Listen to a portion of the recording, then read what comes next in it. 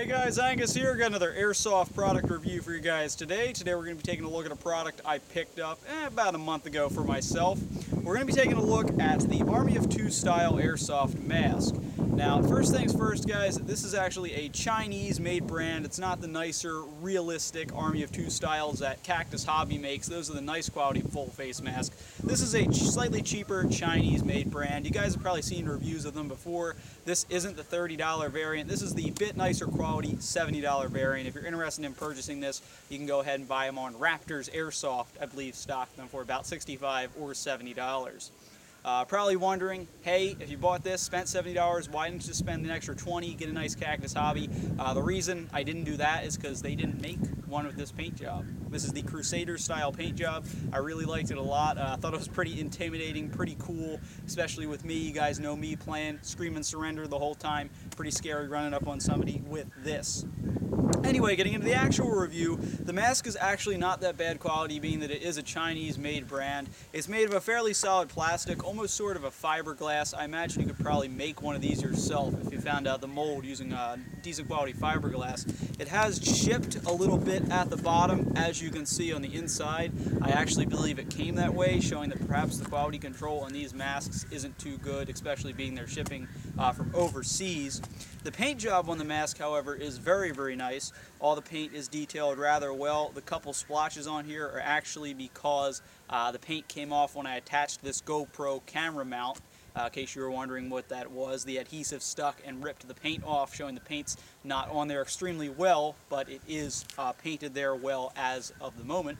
So external quality of the mask is actually rather nice. The mask utilizes mesh lenses as opposed to standard glass lenses or plastic lenses. That's a very controversial style of eye protection, being that yes, it doesn't fog up, but it also, when you run mesh, you do run the risk of perhaps having a lower quality UV shatter and come flying back into your eyes. So what a lot of people do is they simply wear standard shooting glasses or eyeglasses behind the mesh in order to protect themselves a little bit better in case that worst case scenario ever does come true. Being the mesh, it's a 50-50 shot your field will actually let you use this. The Airsoft factory in Bridgewater, New Jersey, where if you guys saw the head cam videos from there, they were mounted on this mask. They did not have a problem with the mesh. I cannot guarantee that for your field though.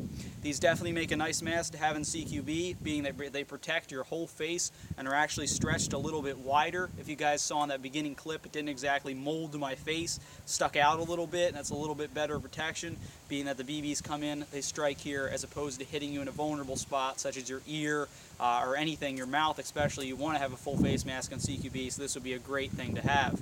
Now on the back, the way you can tell it's not a Cactus Hobby is they usually have, I believe, a hard clip piece where everything clips in, as opposed to just this soft cushioned one here. It is fairly comfortable when you put it on, provided that you do adjust it. I've noticed that it does kind of scratch the top of your head a little bit, the upper plastic shell here, but otherwise the piece in the back resting against the back of your head is rather nice and cushions you rather well.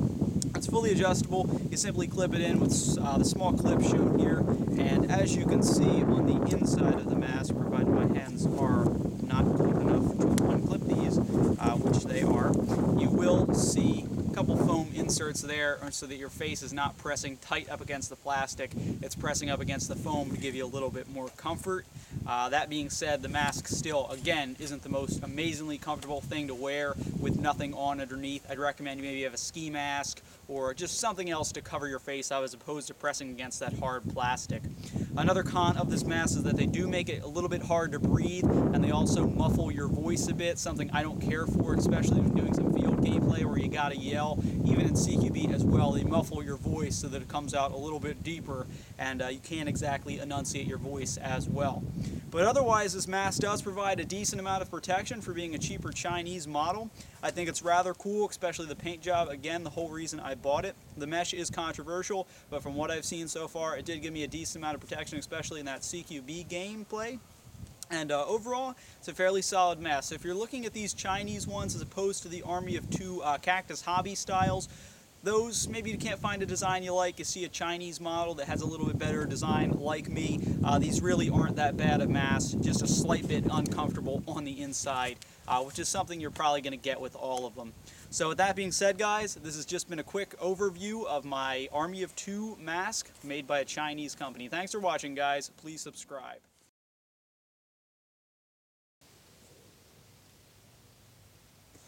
Surrender! I know, I'm scary.